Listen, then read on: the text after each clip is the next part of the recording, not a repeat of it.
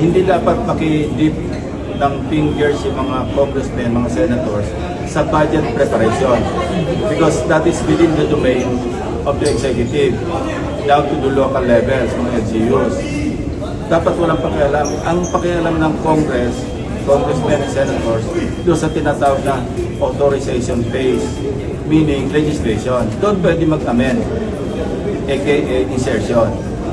Kasi kung doon pa lang sa NEP, naka-insert na, parang ito yung parang sabihin na natin, ito yung descendant ng pork barrel, which was outlawed way back in 2014, di ba? Outlawed na yan declared unconstitutional.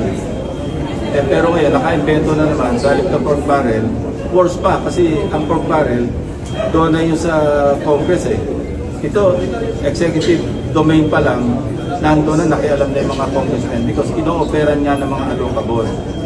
And what the term, alok.